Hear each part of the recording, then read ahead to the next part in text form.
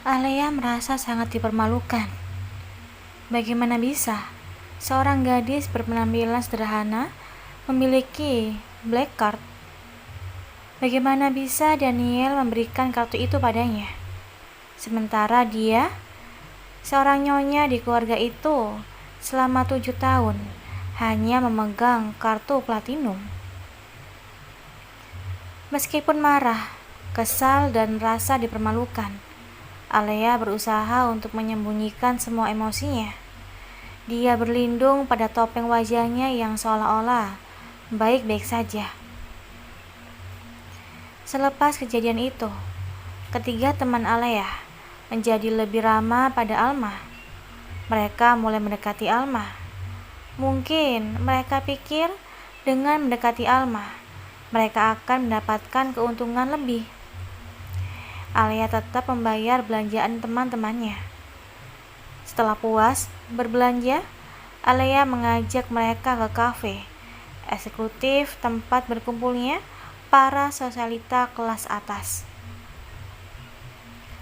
Mana Sarah? Aku tidak melihatnya dari tadi. Dia sedang di klinik. Katanya mau pengencangan kulit. Aku sudah memberitahunya bahwa kita berkumpul di sini. Felicia, salah satu teman Alea menjawab. Kafe itu terlihat sangat mewah dan elegan. Terlihat ada beberapa kelompok para sosialita berada di sana, saling pamer baju, tas, sepatu, dan perhiasan terbaru. Bukan tanpa risih, mereka memamerkan hasil operasi pada tubuh mereka, seolah-olah menunjukkan dokter siapa yang paling bagus. Hal itu tidak berbeda jauh dengan kelompok Alea. Mereka juga saling memamerkan segala hal, dari apa yang mereka pakai, usaha suami, sampai anak mereka yang sekolah di sekolah elit. Alma benar-benar tidak cocok dengan lingkungan ini. Dia merasa menjadi orang yang terasing. Seharusnya dia tidak menerima ajakan Alea. Dunia mereka begitu berbeda dengannya. Kak Alea, tiba-tiba terdengar suara merdu memanggil. Alea menoleh. Dia senang dengan apa yang dilihatnya. Alea berdiri dan menyambut tamunya. Sarah sayang, Alea memeluk wanita itu dengan hangat. Bila melihat wajahnya, wanita itu bertampak usia 27 sampai 28 tahun. Bentuk tubuhnya bak gitar Spanyol, dengan dada dan bokong sama-sama berisi. Kulitnya sangat kencang dan bersinar. Rambut pirangnya dibiarkan terurai. Wanita bernama Sarah itu membuka kacamatanya. Wajahnya sangat cantik dan terkesan menggoda. Secara keseluruhan, di mata Alma, wanita itu mendapat nilai 9,5 secara fisik. Maaf kak, aku datang terlambat. Masih perawatan ini itu? Tidak apa sayang. Perawatan sangat penting untuk menjaga kecantikan sempurnamu. Ayo duduk. Semua orang yang sudah menunggumu. Alea menggiring Sarah untuk duduk. Mata Sarah langsung bertatapan dengan Alma. Siapa dia? Aku tidak pernah melihatnya. Sarah bertanya pada Alea dengan bingung. Kenalin sayang, dia Alma, adik iparku. Adik ipar? Dia istri Daniel, mantanmu. Itu. Alessia memberi penjelasan. Mendengar nama Daniel disebut-sebut, membuat otak Sarah berpacu dengan cepat. Dia menatap Alma secara keseluruhan, menilai Alma dari ujung kaki sampai ujung kepala.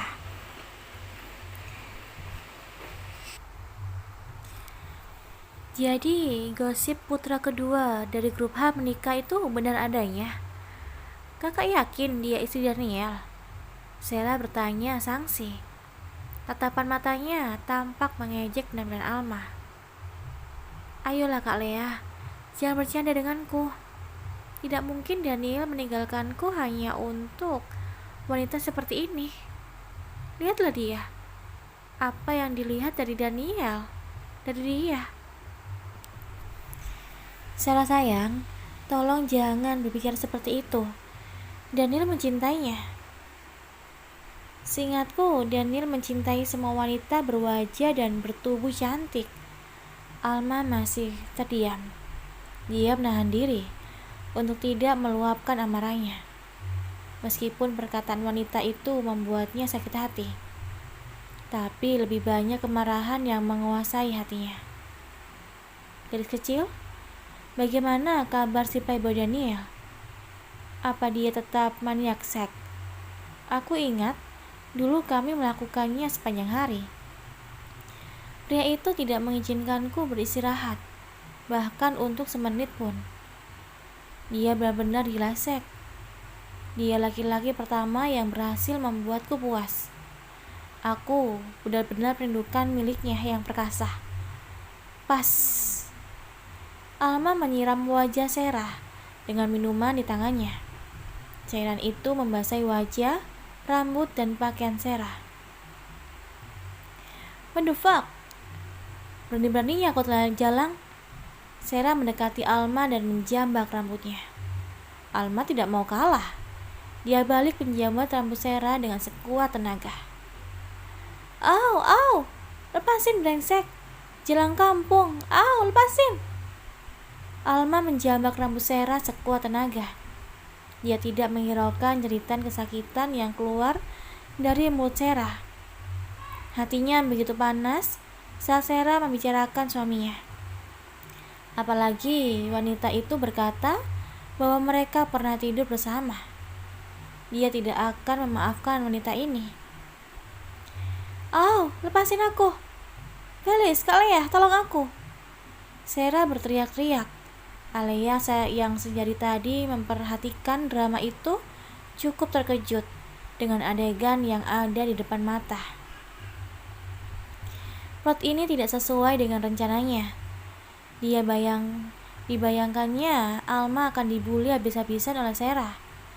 Dia akan pulang ke rumah dalam kondisi menangis dan bertengkar hebat dengan Daniel. Adegan apa ini? Mengapa justru Sarah yang terbuli? Alea tidak mau ikut meleleh adegan itu. Dia memisahkan Alma dan Sarah.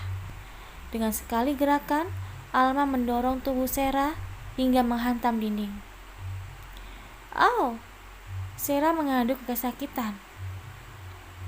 Sekali lagi kamu sebut nama suamiku di bibirmu, aku akan merobek mulutmu dengan tanganku, ancam Alma. Matanya tampak merah karena marah. Alma merapikan baju dan rambutnya yang acak-acakan. Kemudian dia mengambil tasnya, bersiap-siap untuk pergi. Kalau niat kakak mengajakku keluar hanya untuk mempermalukanku seperti ini, aku sungguh kecewa dengan kakak, ucap Alma. Dan dia pun pergi, meninggalkan para wanita yang masih terlihat syok dengan adegan di depan mata. Alea mengejar Alma. Dia berusaha minta maaf dan membujuknya. Al, aku tidak bermaksud seperti itu. Aku tidak tahu kalau Sarah pernah berhubungan dengan Daniel. Aku benar-benar tidak tahu. Maafkan aku, Al. Tolong percaya pada aku, Al. Please. Alea menggenggam tangan Alma. Tatapannya tampak memelas dan menyesal. Alma kembali menjadi ragu. Dari matanya, Alea tampak benar-benar menyesal. Setelah berpikir sejenak, Alma menjawab, "Iya, Kak. Aku percaya Kakak." Hati Alma melembut. "Terima kasih, Al.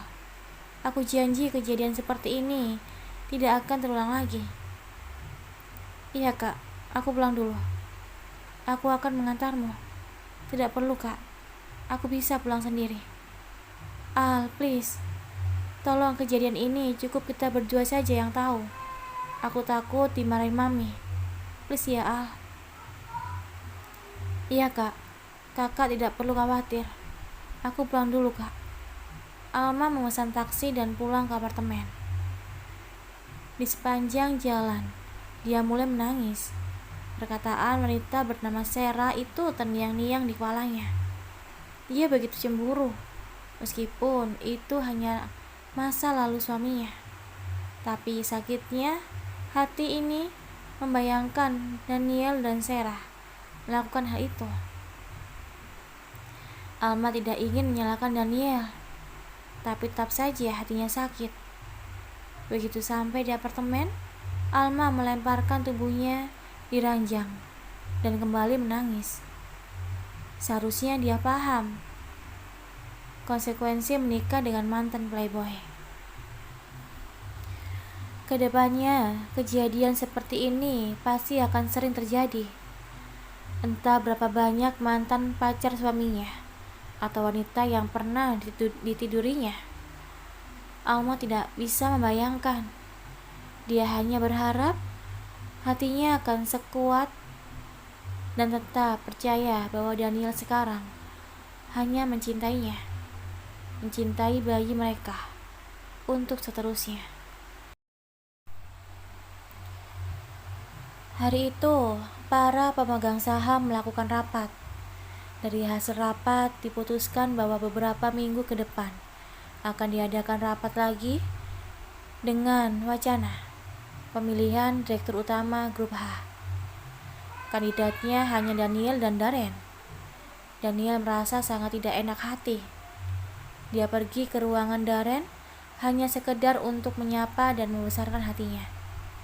Mengapa?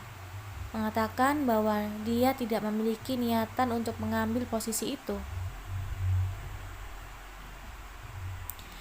Seperti biasa, ekspresi Darren datar dan tidak terbaca. Daniel tidak bisa menebak apakah kakaknya itu sedang marah ataupun kesal kepadanya. Darren begitu tertutup, seperti biasanya. Daniel keluar dari ruangan Darren dengan perasaan hampa. Orang yang paling bersemangat dalam putusan itu adalah Tito. Dia begitu antusias begitu mengetahui bosnya menjadikan kandidat dalam pemilihan direktur utama. Itu seperti cita-cita yang akan terkabul dalam waktu dekat. Tito menjadi sibuk mengatur rencana untuk menarik para pemegang saham agar berpihak pada mereka. Daniel mengacukannya. Ketika perusahaan dalam kondisi seperti ini, yang dibutuhkannya hanya pelukan Alma. Daniel pulang terlebih dahulu, meninggalkan Tito yang sibuk dengan rencananya sendiri. Daniel tiba di apartemen menjelang maghrib. Dia sengaja tidak menghubungi Alma karena ingin memberi kejutan. Jarang-jarang dia bisa pulang sesore ini. Daniel memasuki apartemen. Kondisi apartemen gelap, tanpa penerangan. Daniel menyalakan lampu di setiap ruangan. Pikirannya bertanya-tanya, di manakah Alma berada? Mengapa apartemen seperti kosong tak berpenghuni? Pelan-pelan Daniel membuka pintu kamar. Campuran perasaan lega memenuhi dadanya ketika melihat sesosok tubuh kecil berbaring di sana. "Sayang, aku pulang," bisiknya dengan lembut. Daniel mengecup kening Alma dan beralih ke pipinya. Rasa asin menyentuh bibirnya. Daniel memperhatikan istrinya dengan seksama. Alma menangis. "Kenapa? Apa yang terjadi?" "Sayang, kenapa menangis? Ada apa?" Daniel mengecupi pipi Alma, berusaha membangunkan wanita itu. Mendapatkan kecupan bertubi-tubi membuat Alma terbangun. "Bi, iya sayang. Kenapa sudah pulang? Jam berapa ini?" Alma melihat Daniel dengan bingung. "Aku sengaja pulang cepat, hanya untuk melihatmu. Katakan padaku, mengapa kamu menangis?"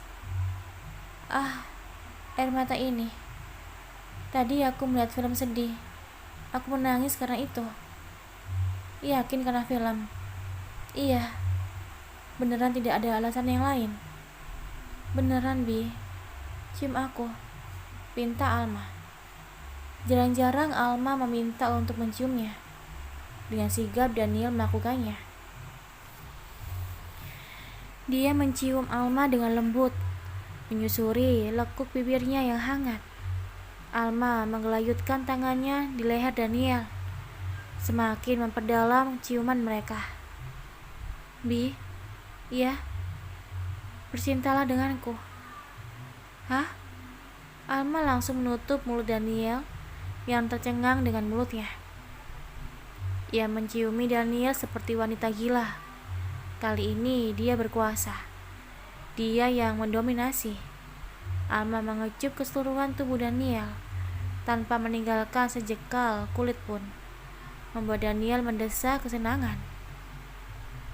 Entah mengapa, dia senang ketika istrinya bersikap agresif seperti itu. Alma menguasai tubuh Daniel, seolah-olah ingin menghapus segala jejak wanita lain di sana. Bi, kamu milikku, hanya milikku. Iya sayang, aku milikmu. Bi, cintai aku. Dengan senang hati, Daniel mengambil alih. Kali ini dia yang mendominasi. Percintaan mereka sangat menggelora. Mereka bergantian menjadi pihak aktif dan pasif. Daniel sangat bersemangat. Ketika mencapai pelepasan, Alma memeluk Daniel dengan erat, seolah takut untuk berpisah. Aku mencintaimu, Bi, bisiknya dengan air mata terberurai. Aku juga mencintaimu, sayang. Daniel tidak melihat air mata Alma. Dia menarik tubuh istrinya dalam pelukan dan tertidur. Sementara Alma tetap menangis sembari memeluk tubuh Daniel dengan erat. Pagi itu, Alma kembali ke kampus, sementara Daniel kembali ke perusahaan. Bertemu dengan mantan Daniel membuat Alma lebih waspada. Andaikan bisa, ingin rasanya dia mengekori aktivitas Daniel setiap harinya. Ya, dia tahu suaminya maniak. Dia takut tidak bisa memuaskan suaminya dan membuat suaminya berpaling pada wanita lain. Untuk itulah, Alma berinisiatif sekarang. Kelas hari ini selesai sebelum jam makan siang datang. Alma cepat-cepat pulang ke apartemen dan menyiapkan makan siang. Kali ini dia akan datang ke kantor suaminya dan mengawasi secara langsung sikap wanita-wanita di sana. Alma berpakaian anggun. Dia menggunakan long dress longgar berwarna krem yang dipadu dengan dalaman warna putih. Dia menggunakan riasan natural dan mengurai rambutnya. Dia menyiapkan bekal ala-ala bento Jepang. Di dalamnya terdapat makanan khas Jepang lengkap dengan hidangan pencuci mulut. Dia pergi ke gedung grup H dengan diantar Pak Thohir. Membawa bekal makan siang hanya modusnya saja. Tujuan utamanya adalah dia ingin wanita-wanita itu tahu bahwa dia adalah istri Daniel. Daniel adalah miliknya. Tidak boleh ada wanita lain yang mendekatinya. Seperti biasa, menemui Daniel tidak semudah yang dibayangkan. Sama seperti pengalaman pertamanya ketika menginjakan kaki di gedung ini. Kali ini dia mengalami kejadian itu lagi. Kesal karena dipersulit, Alma segera menelepon Daniel yang kebetulan sedang berada di ruangannya. Daniel tampak terkejut mendapati istrinya datang dan sedang menunggunya di lobi. Tanpa babi bu bebo, Daniel segera turun dari lobi dan menyambut istrinya yang sedang berdiri di depan resepsionis. Sayang, Daniel mendekati Alma dengan langkah lebar.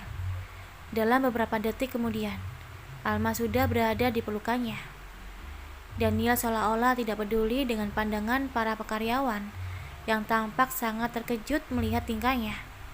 Bahkan ada beberapa dari mereka yang mengambil foto dan mengabadikan momen yang menurut mereka sangat bersejarah itu.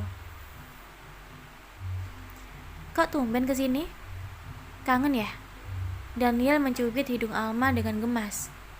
Aku membawakan makan siang, Bi. Alasan kedua. Alasan pertamanya karena kangen. Alma tersenyum manis. Ingin sekali Daniel mencium bibir itu. Andai saja mereka sedang tidak berada di lobi dan menjadi pusat perhatian semua orang. Daniel menarik tangan Alma. Sebelum pergi dia menatap resepsionis yang ada di sana. Melihat name tag mereka dan berkata, Laras, Tika, ingat wajah ini baik-baik. Dia adalah istriku. Pastikan untuk tidak membuatnya menunggu dan langsung mengantarnya ke ruanganku. Mengerti? Mengerti, Pak. Laras dan Tika menjawab bersamaan. Tubuh mereka bergetar. Mereka sangat takut dipecat. Mereka sudah membuat nyonya muda dari grup H menunggu. Jangan terlalu keras pada mereka, Bi. Mereka tidak tahu kalau aku istrimu. Maka dari itu, aku membuat mereka tahu. Agar kedepannya mereka bisa memperlakukanmu dengan lebih baik. Ayo ke ruanganku, sayang. Daniel mengambil kotak bento dan membawanya dengan tangan kanan. Sementara tangan kirinya menggandeng tangan Alma dengan mesra. Mereka menaiki lift khusus direktur. Di dalam lift, Daniel mulai tidak bisa menahan diri. Dia menciumi istrinya dengan penuh nafsu. Sayang, kenapa kamu semakin cantik? Sepertinya kehamilan ini membuatmu semakin cantik. Cium aku, sayang. Alma mengabulkan permintaan Daniel. Dia balas mencium suaminya. Lift berhenti di lantai 32. Alma melewati meja yang dulu pernah menjadi meja kerjanya selama magang. Tidak ada orang di meja sekretaris. Dia juga tidak melihat Grace di sana. Daniel menarik tangan Alma ke ruangannya. Dia mengunci ruangan itu dan meletakkan bento di atas meja. Kemudian dia kembali menciumi Alma dengan lebih dalam. Daniel membuka jas dan melonggarkan dasinya. Alma melihat gelagat yang tampak tidak asing itu. Dia mendorong tubuh Daniel menjauh. Mau ngapain, Bi? Aku menginginkanmu, sayang. Sekarang, di sini. Ya ampun, Bi. Dan mereka pun melakukannya. Siang hari, di ruangan direktur, ketika ada pekerja lain di luar ruangan mereka.